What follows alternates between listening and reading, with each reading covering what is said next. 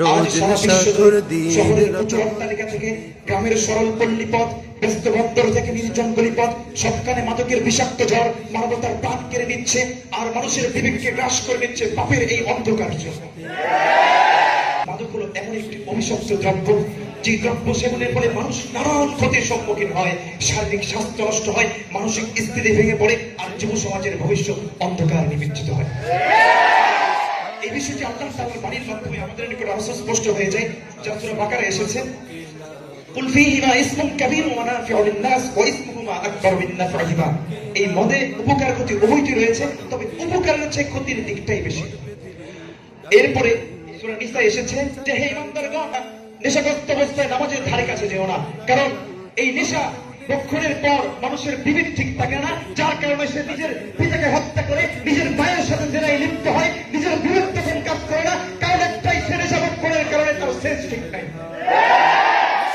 এরপর আল্লাহ তাআলা চূড়ান্তভাবে ঘোষণা করেন, ইয়া আইয়ুহাল্লাযীনা আমানু ইন্নামাল খামরু ওয়াল মাইসিরু ওয়াল আনসাবু ওয়াল আজলামু রিজসুম মিন আমালিশ শাইতান। এই মাদক হলো শয়তানের কাজ, আর শয়তান যে কাজ করে এটাকে ইসলাম কখনো সাপোর্ট করে না। এখন প্রশ্ন হতে পারে, হুজুর আপনি মাদককে হারাম সাব্যস্ত করলেন মানলাম, কিন্তু ইয়াবা, হিরোইন, হাশিশ, মেথাডন এইগুলোকে কিসের ভিত্তিতে হারাম সাব্যস্ত করেন? কুরআন নাজিল হয়েছে সেই 1400 বছর আগে, এগুলো তো 100 বছর আগেই ছিল না।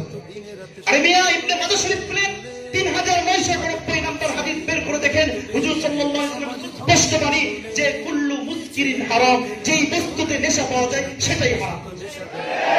মুহতারাম হাজিরিন, নিন্দিত ভাষায় একটি উপমা দিলে তাহলে বিষয়টি আরো ক্লিয়ার হয়ে যাবে।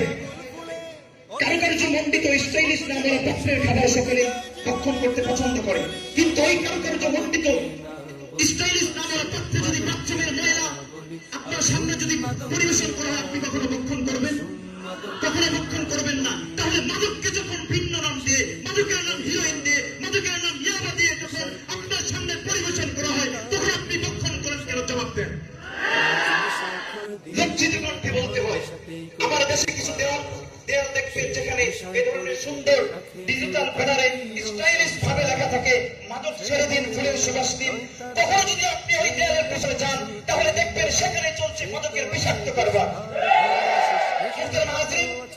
সরকার একদিকে মাদক নিষিদ্ধ ঘোষণা করে, আর সেই সরকারের অপরদিকে আবার প্রকাশ্যে মাদকের লাইসেন্স প্রদান করে। যার হাতে মাদক দমনের দায়িত্ব দেওয়া হয়েছে সে হলো মাদক বিজনেসের গডফাদার। এই দুঃখ আমি কারে দেখাবো? এই দুঃখ আমি কারে দেখাবো? এজন্য উদ্ধবের হাসি দিয়ে বলতে ইচ্ছে করে, হাব্বা স্যালুট বাংলাদেশ, এগিয়ে যাও তুমি তোমার কুলাঙ্গার সন্তানদের নিয়ে।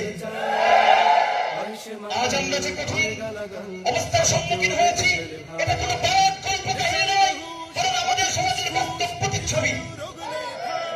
লক্ষ্য করে দেখবেন যারা এই মাদকের সাথে জড়িত, এদের মাধ্যমে সমাজের যত অপকর্ম এদের মাধ্যমে সংঘটিত হয়, এদের মাধ্যমে নারী নির্যাতন হয়, এদের মাধ্যমে এফপিজিং হয়, কিন্তু এদের বিচার হয় না। কারণ এদের ছোট্ট একটি পরিচয় আছে, এরা নেতার লোক। যত গভীরে তাকে গ্রেপ্তার করা হোক না কেন, নেতাজির ফোন কর, ওসি সাহেব কেন আমার ছেলেকে গ্রেপ্তার করেছেন? For you only 10 minutes time, 10 minute সময় দিচ্ছি, 10 মিনিটের মধ্যে যদি জামিনের ব্যবস্থা না করেন তাহলে গাড়িটা রেডি করেন আর অন্যদিকে পথ ধরেন। আমার একজন উস্তাদ বলে, যত ধরনের উশৃঙ্খলা হোক না কেন, তাকে দমন করার একটা সহজ পদ্ধতি হলো শক্ত পিটুনি দেওয়া। আজকে শুধু আপনি একটা মাদককে ধরে এনে ইসলামী শরিয়া মোতাবেক জনসম্মুখে খোলা মাঠে থেকে বেত্রাঘাত করেন, ইনশাআল্লাহ আগামীকাল দেখবেন সারা দেশ থেকে প্রতিনিধি কঠোরভাবে মাদককে না বলি, আসুন মাদককে না বলি।